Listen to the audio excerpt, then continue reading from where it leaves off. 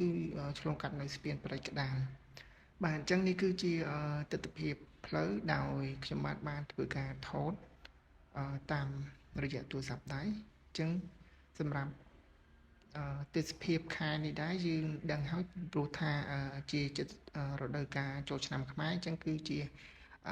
ចូលដល់ខែចែកគឺអាកាសធាតុមានលក្ខណៈរាងក្តៅបន្តិចបាទអញ្ចឹងសម្រាប់ការធ្វើដំណើរនេះដែរបើអ្វីដែលខ្ញុំតាមដែលខ្ញុំក៏សម្គាល់គឺការធ្វើដំណើរវាមានរយៈពេលប្រហែលជា3ម៉ោងទៅតាមស្ថានភាពដែលយើងជិះលឿនឬក៏យឺតបាទអញ្ចឹងត្រង់កន្លែងនេះគឺខ្ញុំបាននឹងក្រុមមិត្តភ័ក្តិរបស់ខ្ញុំបានមកលេងនៅចំការក្រូចបាទអញ្ចឹងសម្រាប់តកតងនឹងសម្បត្តិចូលនេះដែរគឺក្នុងយើងចូលទៅលេងចំការក្រូចគឺថ្លៃសម្បត្តិគឺ2000បាទអញ្ចឹងនេះគឺជាទស្សនវិជ្ជាដែលខ្ញុំបានធ្វើការថតនៅទីតាំងតំបន់ចំការក្រូចសម្រាប់ទឹកធ្លាក់ជ្រាវគឺទៅខាងមុខទៀតយើងបូកក្រោយហើយគឺទៅតាមផ្លូវជាតិត្រង់បាទអញ្ចឹងសម្រាប់ទីតាំងចំការក្រូចនេះដែរគឺខ្ញុំបាននឹងមិត្តភ័ក្តិគឺបាននាំគ្នាមកញ៉ាំអាហារថ្ងៃត្រង់នៅចំការក្រូចបន្ទាប់មកទៀតគឺខ្ញុំបាននឹងធ្វើការទៅលេងនៅទឹកធ្លាក់ជ្រាវបាទអញ្ចឹងនេះគឺជាទស្សនវិជ្ជាផ្លូវទៅចំការក្រូចបាទអញ្ចឹងតើទៅនឹងស្ថានភាពផ្លូវគឺវារៀងរដេរដប់បន្តិចហើយព្រោះថាមិនទាន់មានការអភិវឌ្ឍត្រឹមត្រូវទេសម្រាប់ទីតាំងតំបន់ទឹកធ្លាក់ជ្រាវនេះដែរអញ្ចឹងសម្រាប់ខ្ញុំបានធ្វើការទៅលេងនេះគឺខ្ញុំចូលនៅកន្លែងចំការក្រូចសិនអញ្ចឹងនៅពេលដែលយើងហូបបាយឬក៏ញ៉ាំបាយហើយខ្ញុំនឹងធ្វើការត្រឡប់ទៅលេងនៅទឹកធ្លាក់ជ្រាវវិញបាទអញ្ចឹងនេះគឺជាទស្សនវិជ្ជាកន្លែងរមណីយដ្ឋានចំការក្រូចបាទអញ្ចឹងសម្រាប់ទីតាំងកន្លែងនេះគឺមិនសូវជាមានភ្ញៀវគាត់មកលេងដែរណាមួយខែនេះគឺវាជាខែចែកខែជិតចូលឆ្នាំអញ្ចឹងតើទៅនឹងទឹកគោមិនសូវសម្បូរដែរបាទអញ្ចឹងឥឡូវនេះគឺខ្ញុំបានធ្វើការត្រឡប់មកផ្លូវជាតិវិញដើម្បីធ្វើដំណើរឆ្ពោះទៅទឹកធ្លាក់ជ្រាវបាទអញ្ចឹងសម្រាប់ថ្លៃសវត្តកន្លែងទឹកធ្លាក់ជ្រាវនេះដែរគឺអត់ចំនួន2000រៀលបាទអញ្ចឹងតើទៅនឹងកន្លែងលក់សវត្តគឺខ្ញុំបានធ្វើដំណើរចិត្តដល់ហើយបាទអញ្ចឹងសម្រាប់ផ្លូវគឺស្រួលសម្រាប់កន្លែងដែរជើងទៅលេងនៅទឹកធ្លាក់ជ្រាវបាទអញ្ចឹងសម្រាប់ទេសភាពនៅខាងទឹកធ្លាក់ជ្រាវគឺមានពណ៌បៃតងខៀវបាទឥឡូវនេះគឺខ្ញុំបានធ្វើដំណើរមកដល់កន្លែងលក់សវត្តហើយឥឡូវនេះគឺខ្ញុំបានឈានចូលដល់ផ្លូវលំសម្រាប់ទីតាំងផ្លូវទៅទឹកធ្លាក់ជ្រាវគឺប្រហែលជា2-3 គីឡូដែរពីព្រោះថាផ្លូវនេះវារៀងពិបាកបន្តិចដោយសារពុំទាន់មានការចាក់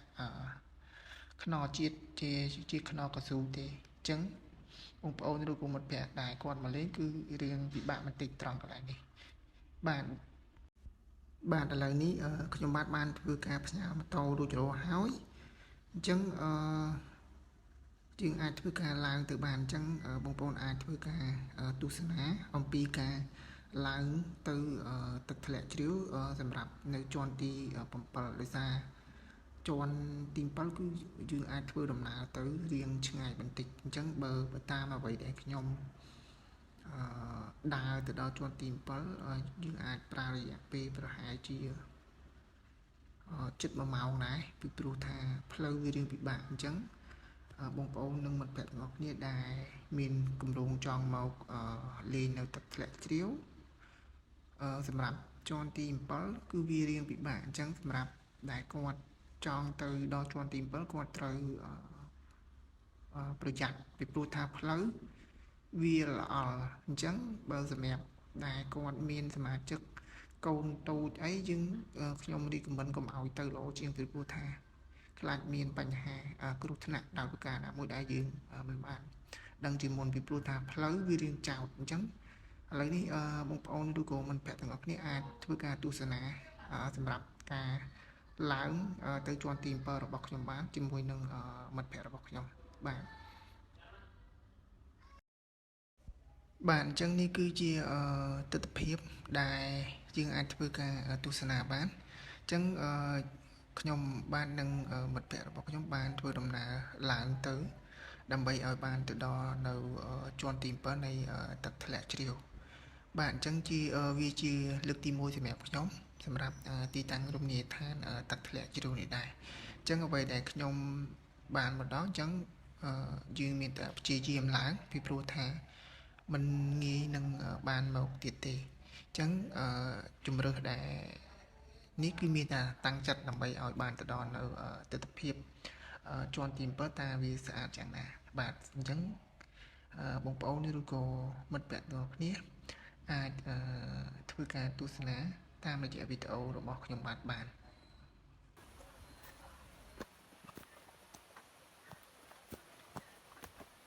ស្គាល់ហើយទឹកជ្រោះ7ជាន់ជ្រាវ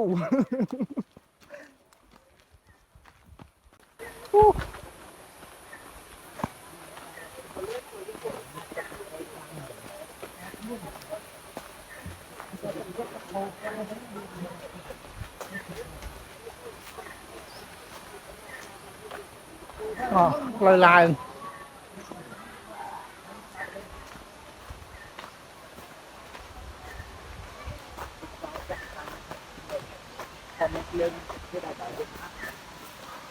7ជាន់គិតមើល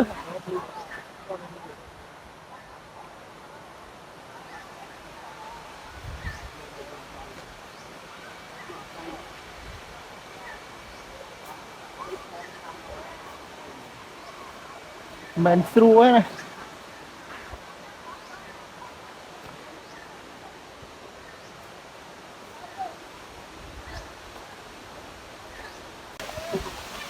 អានេះដល់ជាន់នេះបានហើយ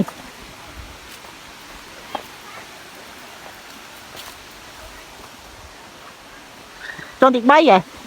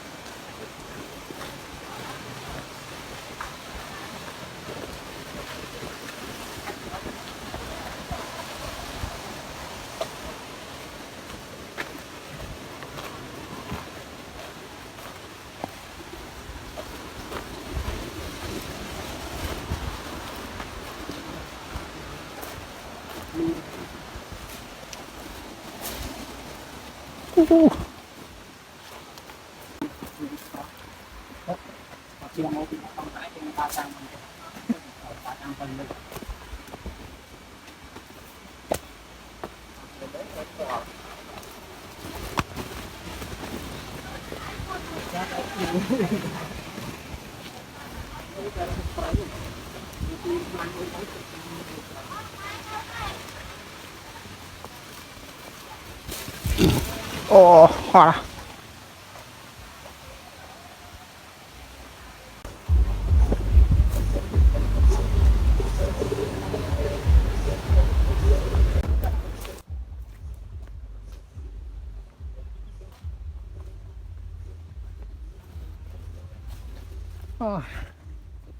អ្នកចង់មកលេងជ្រាវហត់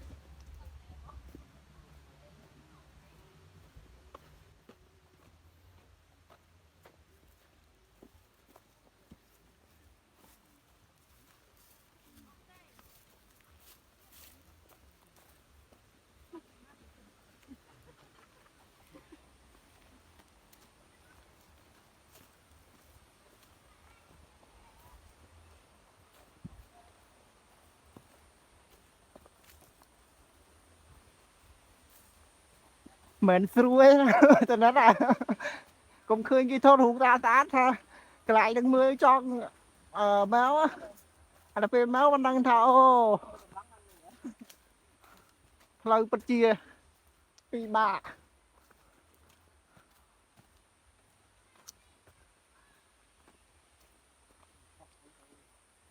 thà là phiệp lâu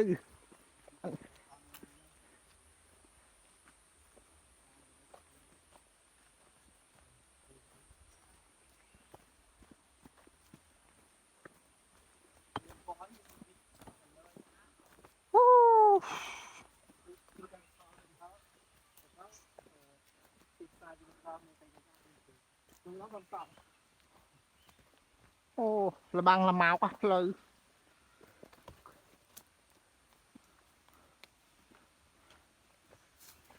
nhưng dương số chị ban mèo á dương thở ao từ đó cho anh ti bằng tờ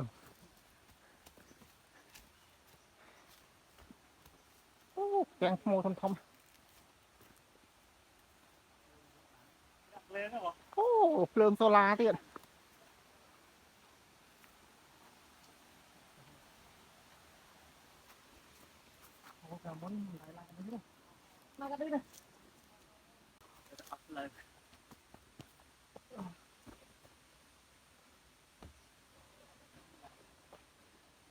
xong quy tia cũng có này cho mà lên chiêu ạ cảm ơn video quá ngầm không bao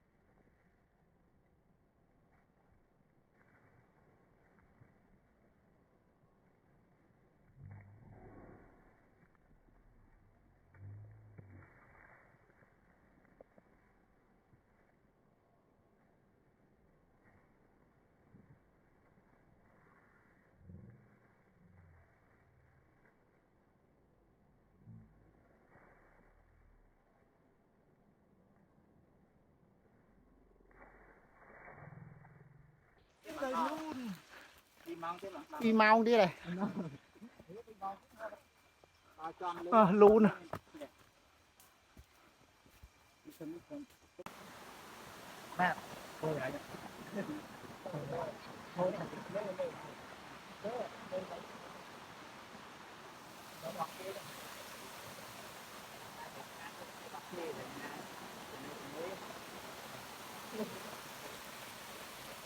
បានបន្ត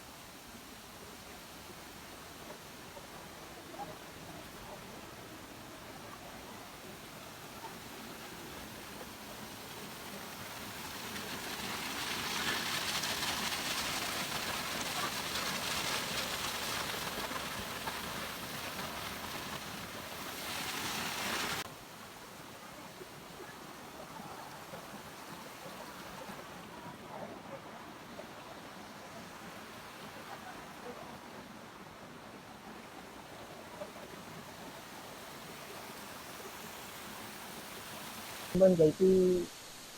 ទីតាំងដែលខ្ញុំបានម្ដងនេះគឺជាន់ទី7អញ្ចឹងគឺវាមានភាពស្អាត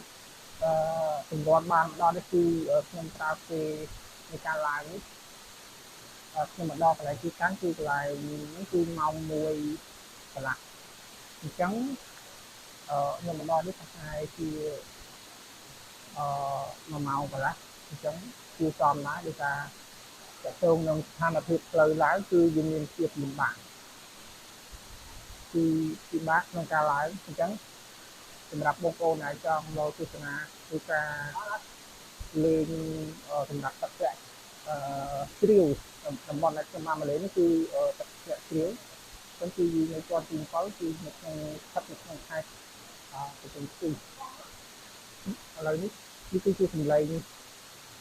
original ហ្មងសម្លេងដែលទឹកធ្លាក់នេះគឺចំហាយទឹកពីលើមកគឺវាមានភាពត្រជាក់ស្រួលមែនបាទអញ្ចឹងបងប្អូនដែលគាត់ចង់មកទស្សនាសម្រាប់ទឹកធ្លាក់ជ្រាវអញ្ចឹងបើសិនជាបងប្អូនបានមកមានគិតថាគួរតែព្យាយាមដើម្បី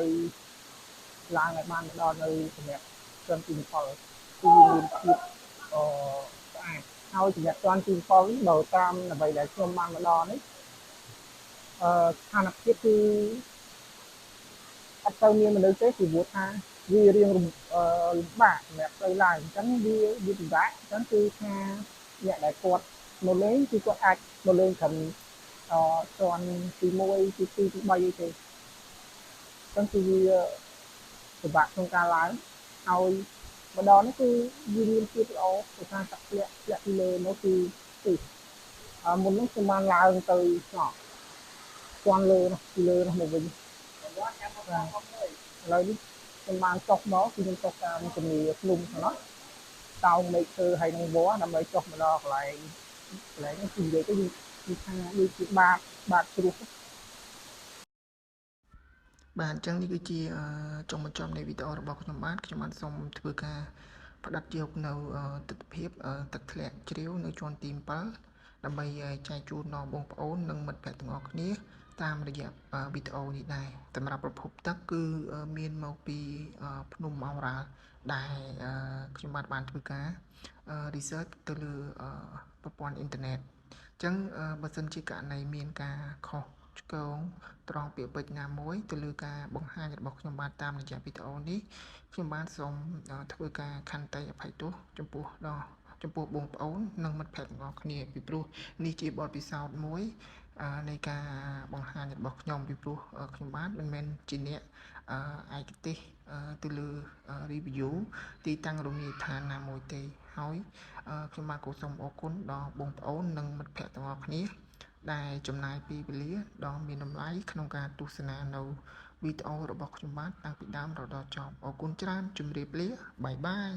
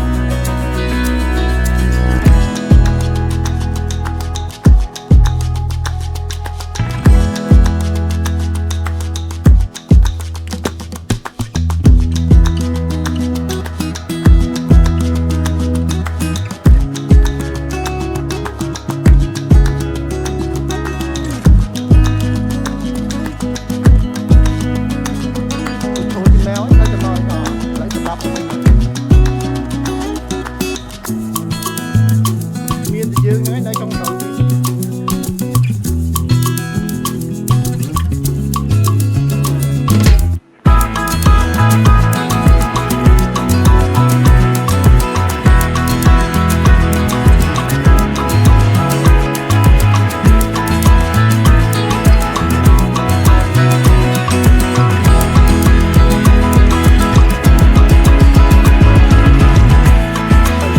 ្ញុំបានចាញ់ពីទឹកធ្លាក់